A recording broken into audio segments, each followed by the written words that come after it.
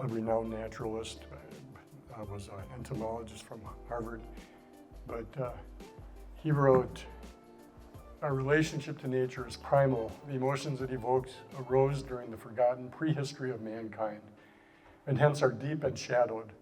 Like childhood experiences lost from conscious memory, they are commonly felt but rarely articulated. Poets at the highest human level of expression try. They know that something fundamental moves beneath the surface of our conscious minds, something worth saving." I like that quote. I like another part of it that I like is this kind of mention of poets. And I think I want to just introduce the idea that art and poetry and that sort of thinking often is triggered by wild experiences, and part of, I think it's hardly an attempt to grasp that a little bit better, to grasp the significance of wild experiences a little bit more.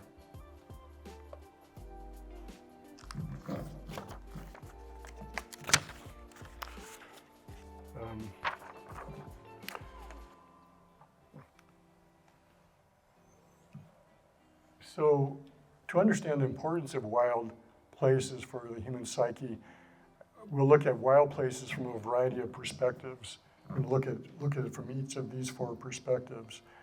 I want to make it clear, though, in my mind, these are interrelated. I separate them out, and I think you'll see they are intermingled. I separate them only to focus on different aspects of each of them. First, I want to talk about wild places as a source of fear. There are genetic, evolutionary reasons that make us fear in some wild places and experience peace and balance in other wild places. Human nature, as it is manifested now, has been defined by the evolution of our genetic matrix over time. The human genome has adapted over the history of humankind in a way that has facilitated survival of our species. Not necessarily survival in the current situation, but survival in the prehistoric world that human beings lived in throughout much of history. The genetic matrix is manifested as the biases in the ways our senses perceive the world. The biases come from the molecular pathways that create cells and tissues, particularly those of the sensory and nervous systems. So how about phobias? This kind of leads into phobias. For example, people come most quickly to fear objects that are dangerous to prehistoric people, including things like snakes, spiders, heights. Well, there's a Spider-Man and a height, but, just a joke. And heights.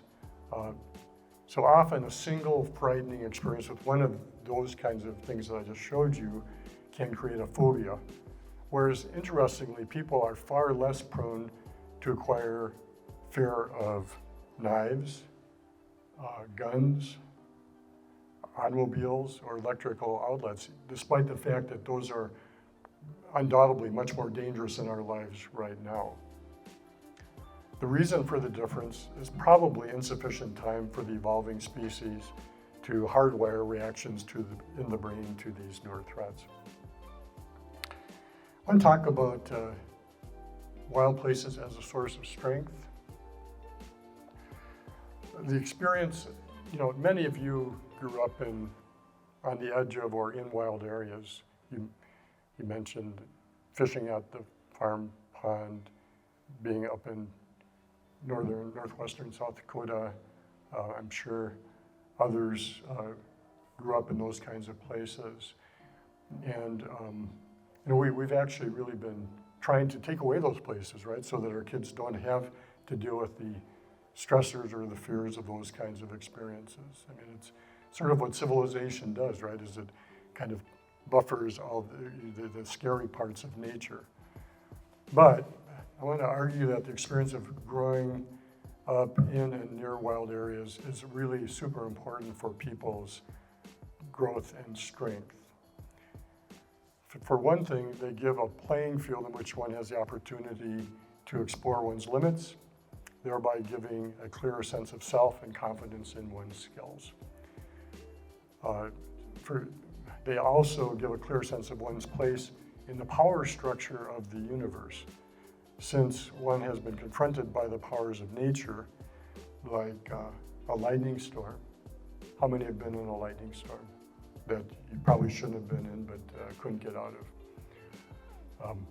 One of my favorites was fairly recently. I was biking up in the hills, and I could see this big storm coming, and I was a ways away from our house, and all of a sudden it just started thundering and lightning, and here I am, I'm just soaking wet, and it got cold, and there's thunder and lightning, and I found it was a front-end loader that was sitting on the side of the road, and I just crawled under that. That was the only thing I could do to find my, but it was, you know, I adapted, and I figured out a way to get safe, right? Fire, personal experiences. We were in the middle of the Jasper burn back in 2000, and we had a piece of land that was partly burned there. And we didn't exactly see this picture, but we went up to get some livestock off the land, and it was so smoky and so windy and so hot that we knew that it was, as Peggy, my wife back there, said, if you didn't believe in a powerful entity that had more power than us, when you viewed that fire, you couldn't help but recognize that we are relatively powerless in a lot of ways. And then there was the snowstorm. This is the I'm blanking on the name of it. The one, yeah, Atlas, right?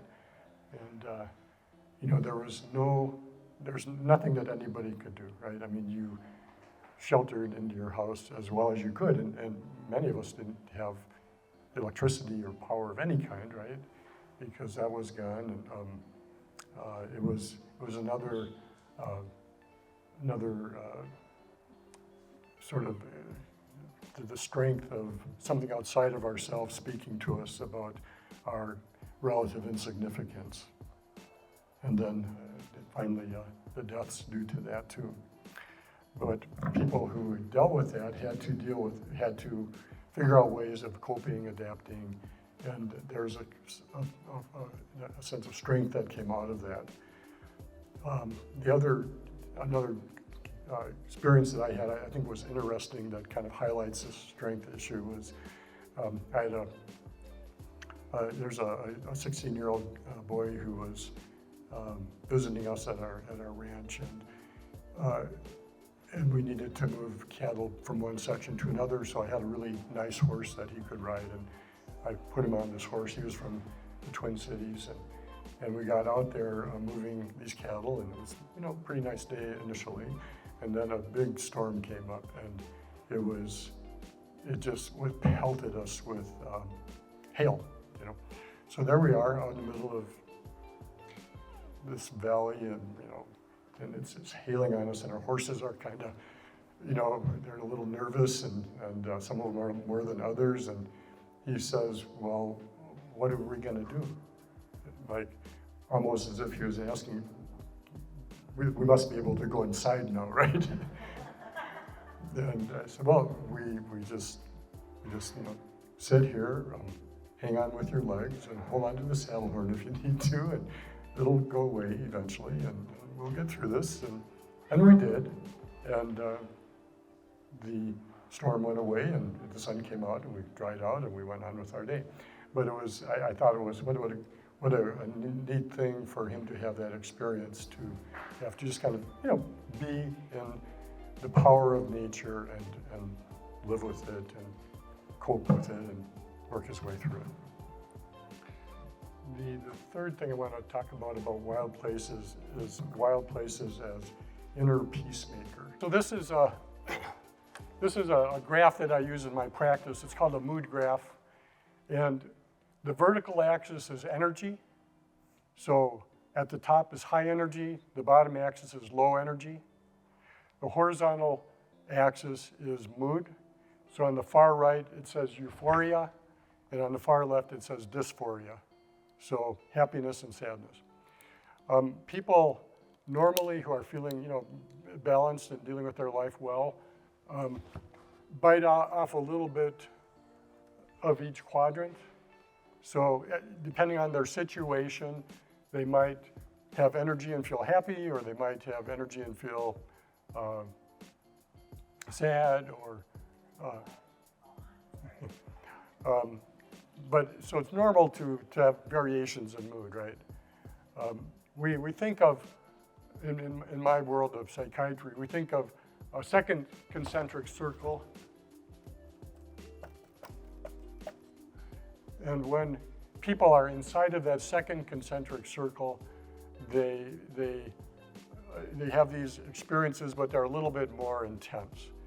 They can function, they can get by in relationships and maybe in work and stuff, but they don't feel good, and people around them who know them well might recognize that they're not feeling good. So as an example, up here with high energy and euphoria, in this area is an area of what we call in psychiatry hypomania. So that's not mania. Mania is when you go beyond that line. And when you go beyond that line, you're not reality testing in some manner. When you're inside of this, you're still reality testing. But you might, when you're hypomanic, you might have high energy, be talkative, be more engaging interpersonally, might be very creative. It's actually a fairly desirable spot. Down here, when you're inside of this second concentric circle, you have dysphoria, sort of like what we think of as depression. And again, when you cross the line, then you're not really reality testing with your depression. You're beginning to have this thoughts distortions due to your depression. Like, for instance, if you're down here, you might believe you got an incurable illness because you feel so bad, but you don't really have one. But in here, people are like they're sad. They might have decreased energy. They might have decreased motivation. Just a couple of things in there. And then in this area, high energy and dysphoria, that's like when you're moving away from the normal range. That's like when you're irritable or super anxious. You can imagine how irritability would be a dysphoric, energized experience, right? You have energy and you're angry. You're bouncing around, too much energy. Or anxiety would be like you have a negative feeling that's energized. You have a negative thought in your mind that's a concern that's energizing. You can't get it out of your mind because it's so dominant. And when you get out here too far, then you might develop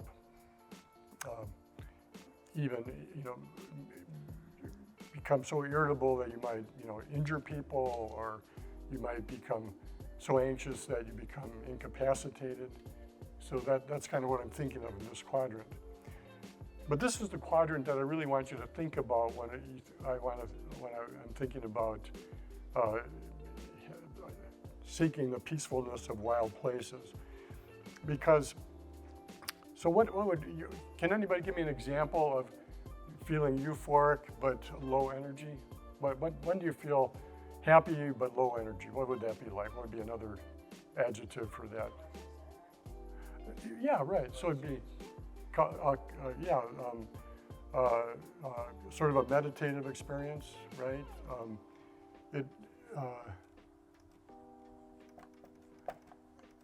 Any other thoughts about that? Yoga? Yeah, I think, right, yoga. Other? Would runners high come? Yeah. Because you would be low energy after. Yeah, no, I mean, I think that it is in there, especially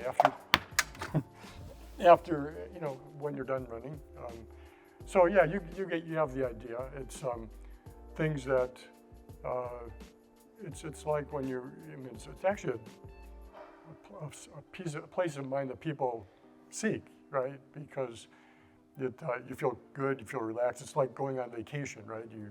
You go somewhere where you can watch a nice sunrise or whatever. And I want to,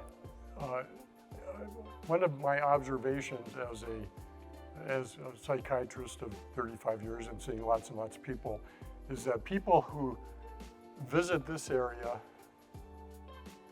don't go as far in the other areas as often.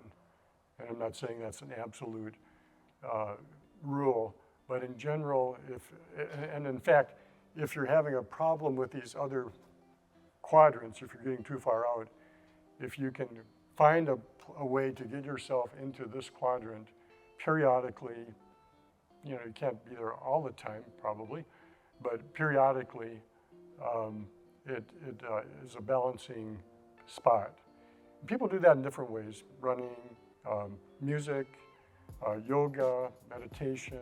I got a question. If you find the equilibrium, let's say in the center, is it comfortable to stay there? Yeah, no, most people do stay there in the middle. Yeah, yep. I just want to introduce that idea when we think about wild places as inner peacemaker, because I think they really have a strong function in that manner.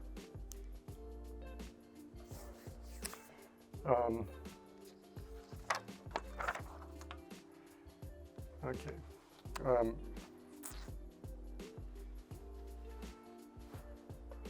That's to remind me. So today people of all cultures prefer living environments that combine some of these features: being on a high place, looking down or out, looking into the distance, preferring a view that is closer in appearance to a savanna, a somewhat open area with some shade trees rather than a grassland or a closed forest. People like being near bodies of water. They build their houses there. Or something like a cliff or a wall to the rear of a living environment. And that made me think of where we were over Labor Day. Does anybody recognize Bryce? Yeah, Bryce Canyon. And it also made me think of the story of how the Native American community looked at these hoodoos, is what they call these in Bryce Canyon. They're all around that part of the southwestern Utah. I mean, they're very beautiful. They're very awesome. I would say one of the most beautiful trails I've ever walked was the Fairyland Trail in Bryce. They have a sense of power and create a sense of sort of the unavowable, the unknowable. It's interesting. The Paiutes who lived in that area, their legend, their understanding of the hoodoos was that the legend people, this group of people who we'll talk about in this story, were notorious for living too heavily upon the land. They would drink up all the streams and rivers in the springtime, and there would be no water left for all the other creatures come summer. And if that's not bad enough, then in the fall, they would gobble up all the pine nuts. There would be no pine nuts for other animals to eat to help them survive the winters. This behavior of the legend people went on for years and years and years, and all the animals and all the other creatures complained about how rude they were and how reckless they behaved. And they finally got the attention of a powerful god, Coyote. So, and because Coyote is famous for being a trickster, he decided he would punish the legend people in a very creative way. So what he did is he invited them to a banquet, and he promised enough food to be able to eat all day long. And in fact, that's quite an offer. Even in modern times, Bryce Canyon is in this fairly barren desert landscape. So of course, all the legend people came, and they came dressed in their finest, most colorful clothing, or in their most elaborate war paint, and they sat down to Coyote's great big banquet table. But before anyone could take a single bite, he cast a spell on them and turned them to stone. The legend people tried to flee up over the top of the canyon rim, and in so doing, almost like a scene from the Titanic, you see them trampling on top of each other, writhing bodies trying to escape over the edge of the canyon and clustered right on the brink. And so here they stand to this very day, stuck like rocks. The geological forces of weather and erosion have worn them away to the point they just look like towers of rock and no longer like statuesque, cursed beings.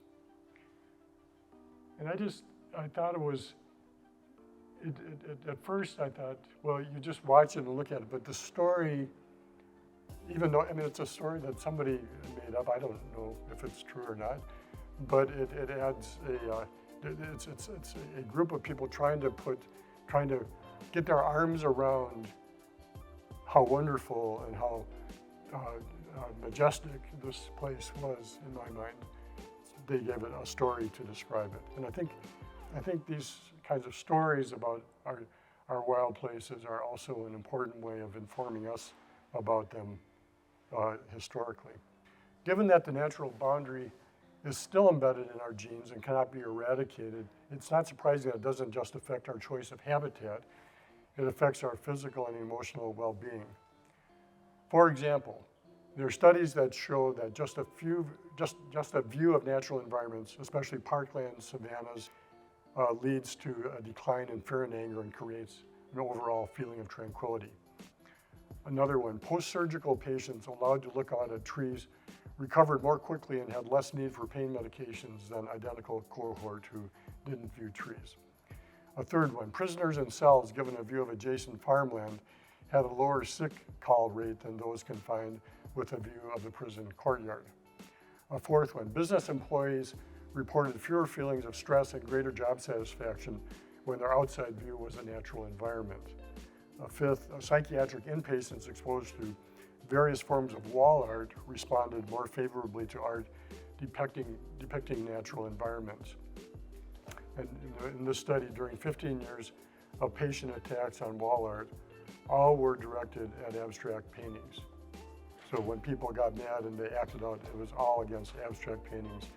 None were expended on literal representations of nature. It was interesting. Has anybody been to Machu Picchu? I mean, I think it's a great example of building a huge, a community way high up where you're protected from, the evils around you.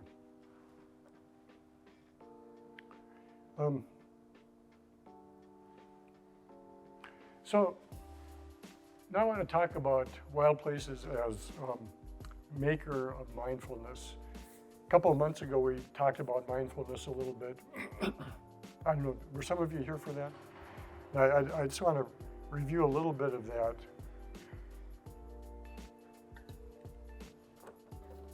Because I think it's super important when we think about interacting with wild places.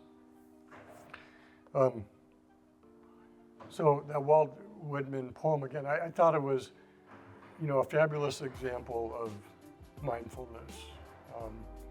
This is, long before anybody ever thought about mindfulness, people were mindful, right?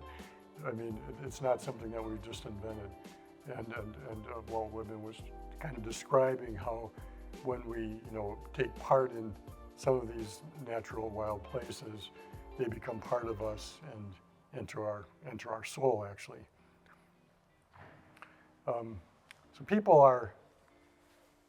So a couple of thoughts. People, I believe, are healthiest when they can and do focus outside of themselves.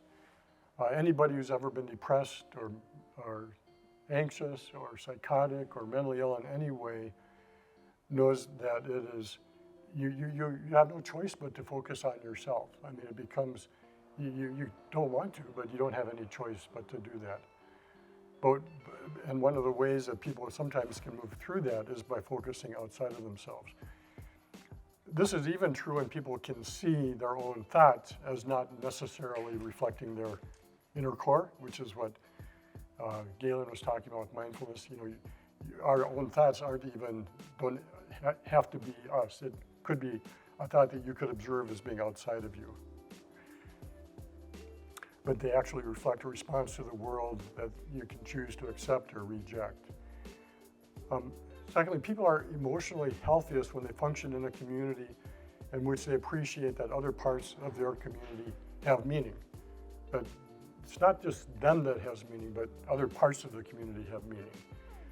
And it's easier to see meaning or spirit in yourself or in other people than in animals or inanimate objects. For instance, it's easier to see meaning or spirit in your neighbor or your dog than a rock. But that doesn't mean that a rock doesn't have meaning. And I would argue that the more meaning or spirit you see in animals or objects around you, the fuller and richer your community becomes. The more you value pieces of your community, and the more balanced you become. So you can be in wild places without being mindful of the experience, but I argue that wild places invite people into a mindful experience. Let's see.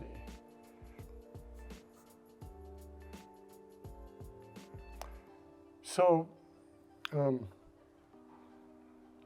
want to talk just again, this is a brief summary of Galen's talk. How do you be mindful? A simple, 6-step or whatever it is, how to get mindful. So you just focus your attention on something you value, appreciate, or find amazing, like a tree, a sound, an apple, a dancing child, could be anything. You notice it deeply. You don't just pass through it, you focus on it. You let go of other thoughts so that you can just focus on that one item. You be fully present in that experience. Then you take several deep breaths, lengthening the exhale, so that means you slow down your breathing. You see how lengthening the exhale does that? And then you let the moment expand into your body and consciousness. It's not something magical. It's taking time and focus and looking at something more than you would if you're just walking by. Now, I'm going to invite you just for a few minutes to take a mindful walk with me. And I'm not always a mindful walker. I don't want to lay myself out as the paragon of mindfulness. I'm probably the worst. I mean, I'm rushing through life way too much. I knew when I'm in wild places, I'm often running through them or just hiking as fast as I can go because I just want to get exercise. But I have taken mindful walks, and this is an example of one. Does anybody know what flowers these are? Okay, these are hairy gold asters. They're in a clump, so what that tells me is they come out of a rhizome. So they're related to each other. This is a family of flowers. It's not just a random flower. They're together, right? Just like my family is together at times. They bloom from June to September. They're not really great to eat by animals. And the Cheyenne used the stem tips to help sleep, and it was burned as incense to expel evil spirits. Next step was to look at these flowers. Anybody know what these flowers are? Common in the Black Hills, they're called Rocky Mountain gay feather. And we have these all over our ranch this summer. By the way, these pictures were all taken in mid-August and up in about 6,000 feet. They're found in mid to high elevations. They're very alluring to monarchs and butterflies. They bloom in July and August mostly. So, these are part of the monarch family, right? And there's an interrelationship between these and monarch butterflies. And I could walk by them and not notice that or think about that, but knowing that, it gives them more meaning, right? They're part of something greater than myself or than themselves. And then these, you can't really see these, I got better pictures, but these are black-eyed Susans. They bloom in June to August. The early settlers made tea from the leaves of black-eyed Susans as a kidney stimulant. They're also not very good forage, and they're not very palatable for animals. And you all know this one. I think, or some of you may know this. These are choke cherries. Choke cherries are really important because they are edible. You can make wine and jelly from them.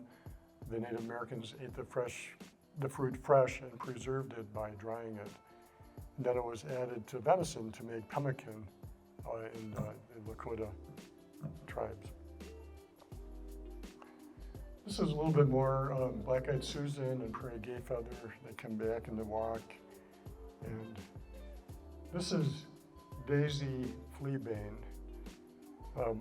We happen to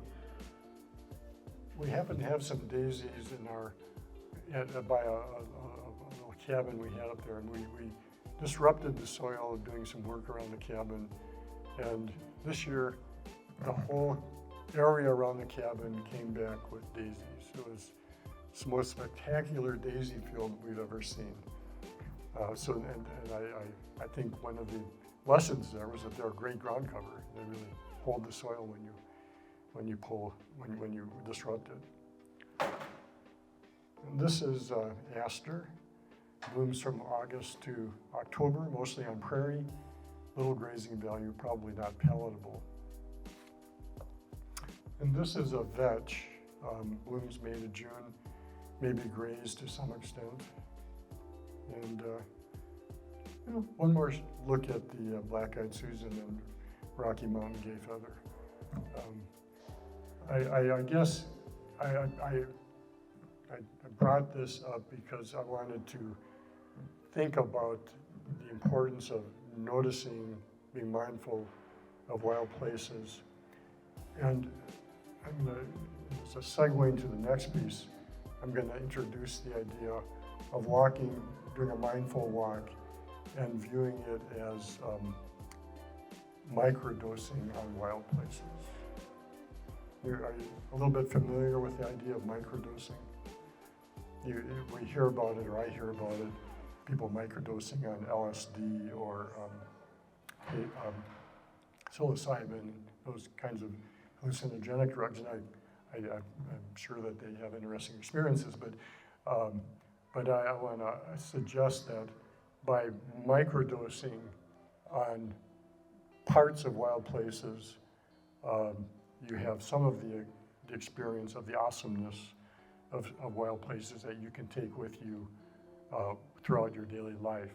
And you can even look at that picture and microdose on wild places. I mean, pictures do the same thing. I believe that's partly why people do better in environments where there are pictures of wild areas. So essentially microdosing on the power, the awesomeness of that experience. Okay, so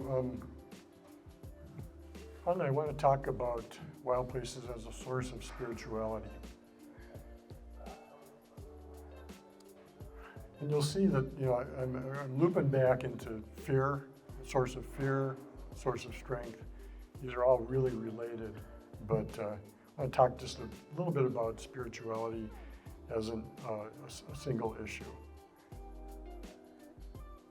So there's been a study of awe over the past 20 or so years that is worth thinking about in this context. So awe is an overwhelming feeling of reverence, admiration, or fear produced by that which is grand, sublime, powerful, or the like.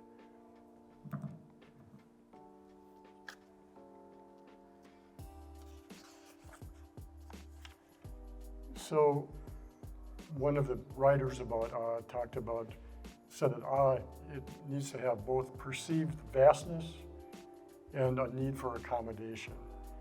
So perceived vastness can come from observing something literally physically large, like the Grand Canyon, for example. How many people here have stood on the edge of the Grand Canyon? Have you experienced awe? I mean, you can't help it, right? I mean, I still remember the first time I got there, and I'd heard it was really cool. And I go, oh my God, this is, knock my socks off. Or you can experience it through an encounter with something or someone that is vast or profound, such as being in the presence of someone with immense prestige, or being presented with a complex idea like the theory of relativity. All those are awesome experiences. But when people look at how much different individuals experience awe in the world, the most common source of awe in most people's lives is wild places. So awe is also includes this kind of experience that evokes a need for accommodation when it violates our normal understanding of the world. So when a stimulus violates expectations in this way, it can provoke a modification of the mental constructs that we use to understand the world. This need for cognitive realignment is an essential part of the awe experience as defined by some folks. So you know how it is when something just catches you by surprise and all of a sudden the world looks differently. That's what he's talking about here, this need to accommodate to that experience of awe. So since early studies on awe, studies have shown that awe is often accomplished by feelings of self-diminishment. It's often accompanied by feelings of self-diminishment, increased connectedness with other people. Experiencing awe often puts people in a self-transcendent state where they focus less on themselves and feel more a part of a larger whole.